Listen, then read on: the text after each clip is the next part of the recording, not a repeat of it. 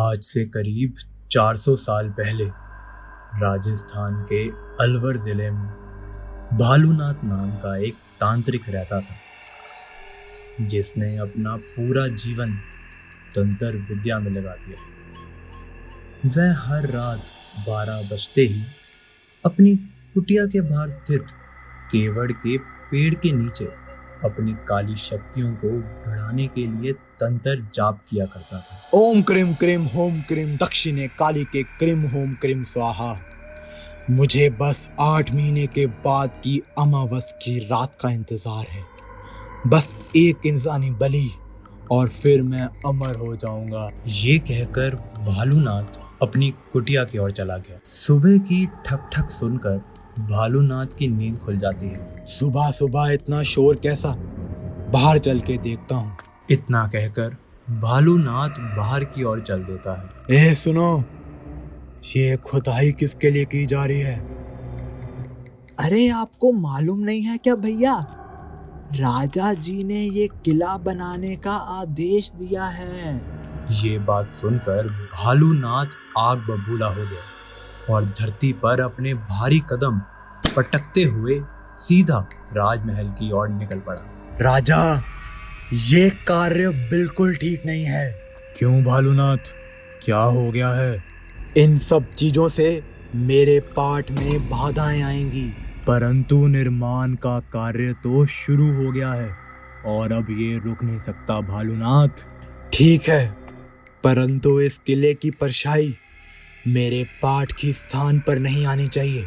ठीक है भालूनाथ, ऐसा ही होगा, तुम फिक्र ना करो। ये बात सुनकर भालूनाथ अपनी तपस्या के स्थान पर जाकर बैठ गया और अपनी शक्तियों को बढ़ाने के लिए लंबे समय तक तपस्या में लीन हो गया।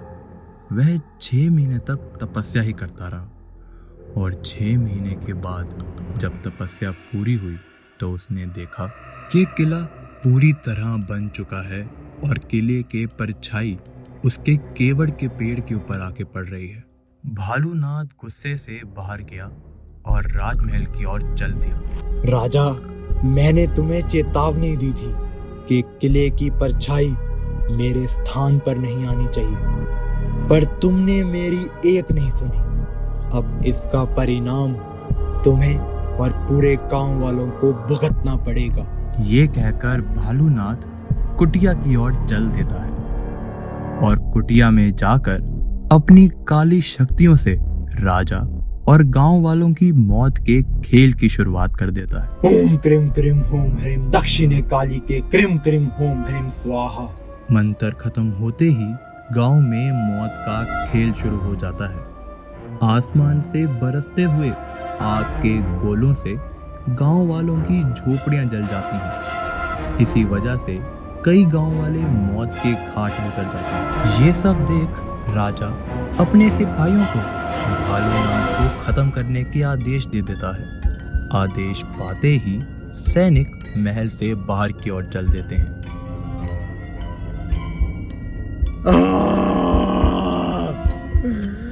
मैं इसका बदला लेकर ही रहूंगा।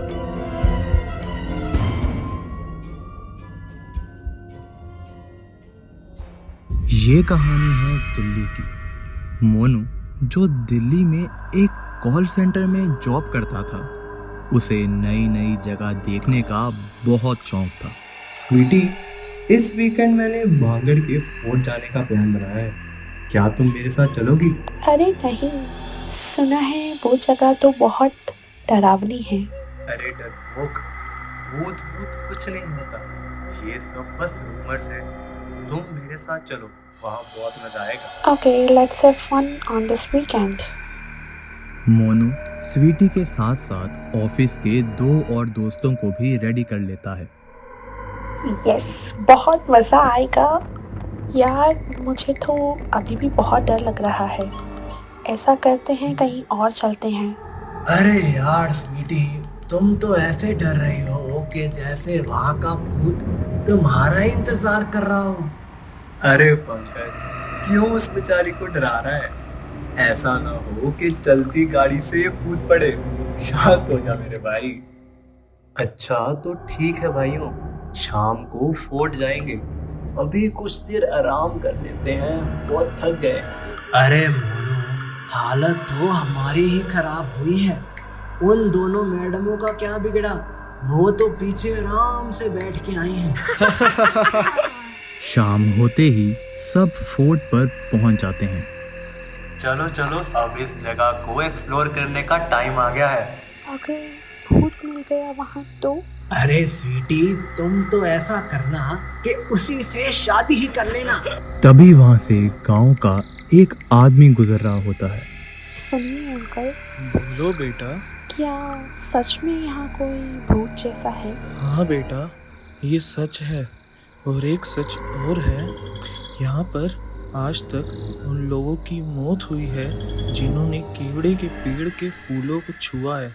यार मुझे बहुत डर लग रहा है, मैं नहीं जाऊंगी अंदर। अरे स्वीटी, वो बेचारा भूत फिर फूल किसे देगा?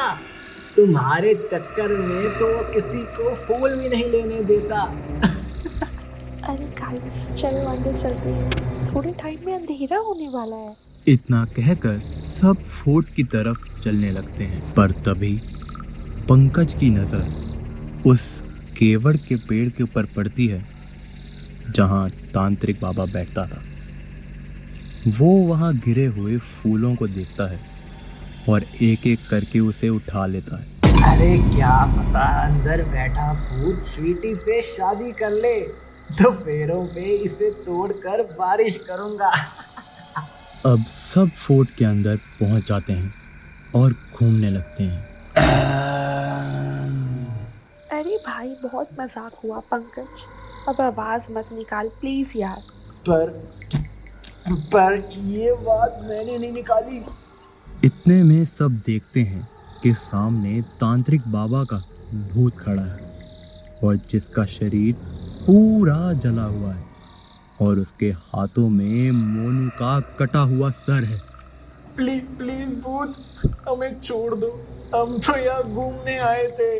तुम जैसे लोगों के मनोरंजन के लिए राजा ने ये किला बनवाया था और मैंने उसका वृद्ध किया, तो उसने मुझे मौत के घाट उतार दिया और तुमने मेरे सबसे प्रिय केवड़ के फूल को हाथ लगाया। इसको हाथ लगाने की गलती तुम कर भी कैसे सकते हो? इस पेड़ के नीचे बैठकर मैं अपनी तंत्र विद्या करता था। किसी को भी इस पेड़ को छूने की इजाजत नहीं है।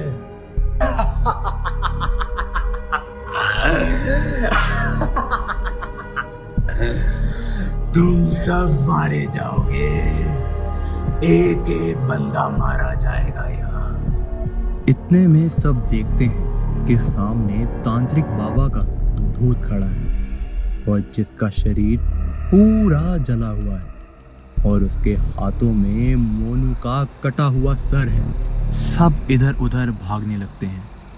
इतने में तांत्रिक बाबा अपने मुंह से आग निकालता है जिससे प्रीति पूरी जलकर राख हो जाती है। दूसरी ओर पंकज पूरी तेजी में भाग रहा होता है। पीछे से हवा में एक पेड़ की टहनी उड़ रही होती है जो आकर सीधा पंकज की छाती में आकर बजती है और पंकज को वही मार गिराती है। और उसी टाइम चुपचाप स्वीटी किले के बाहर आ जाती है। ओह गॉड, प्लीज सेव अस। जब स्वीटी पीछे मुड़कर देखती है तो तांत्रिक बाबा का भूत उसकी तरफ धीरे धीरे बढ़ा आ रहा होता है। ये देख स्वीटी अपनी पूरी जान लगाकर उससे दूर भागने की कोशिश करती है और आगे जाकर रोड पर पहुंच जाती है।